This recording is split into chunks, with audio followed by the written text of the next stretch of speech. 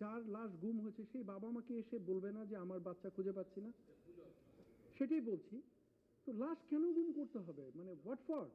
কার লাশ গুম করবে? এই ছোট বাচ্চাদের লাশ? আমাকে বললে আমি করব, আপনি করবেন? আর কেন লাশ গুম করব? ওখানে বাচ্চাদের অবস্থা এমন ছিল, কুণ্ডলি পেকে গেছে, গায়ে আগুন লাগার পরে একটা বাচ্চা আমি দেখলাম দৌড়াচ্ছে, এবং একটা ছোট বাচ্চা, আমারও একটা ছোট বাচ্চা আছে।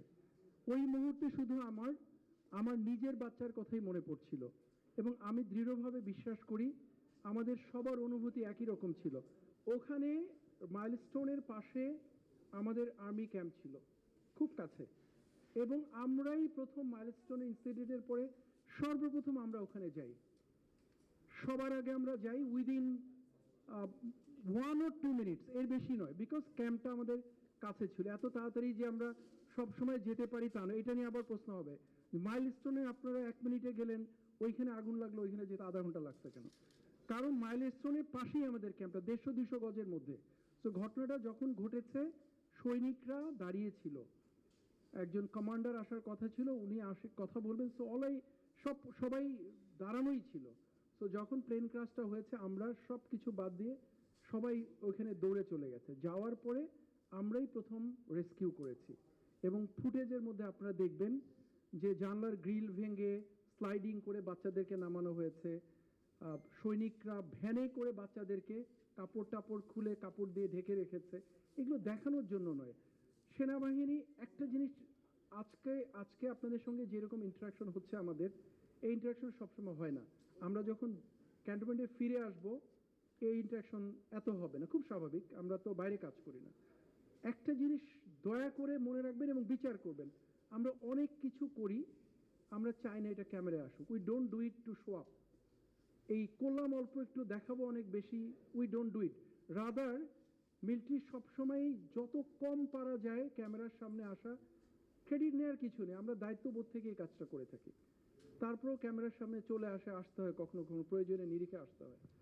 তো ওখানে ফার্স্ট রেসপন্ডেন্ট হিসেবে আমরাই গেছি, সৈনিকরা কাজ করেছে, উদ্ধার করা হয়েছে।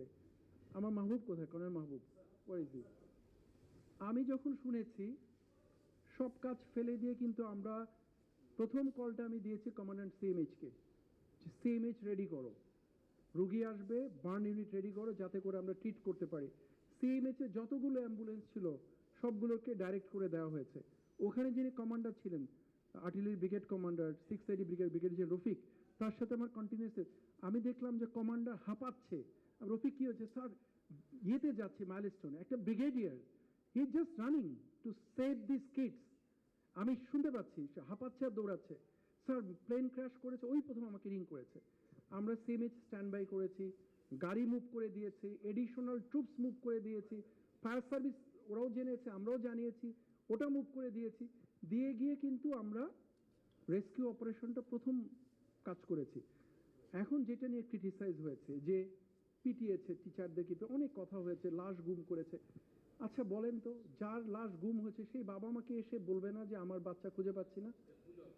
সেটাই বলছি। তো লাশ কেন গুম করতে হবে? মানে হোয়াট ফর? কার লাশ গুম করবে? এই ছোট বাচ্চাদের লাশ? আমাকে বললে আমি করব, আপনি করবেন? আর কেন লাশ গুম করব? ওখানে বাচ্চাদের অবস্থা এমন ছিল, কুণ্ডলি পেকে গেছে, পুরে, এটা চেনার উপায় নেই, একটা দলা হয়ে আছে। এটা হ্যাঁ, এটা কার বাচ্চা?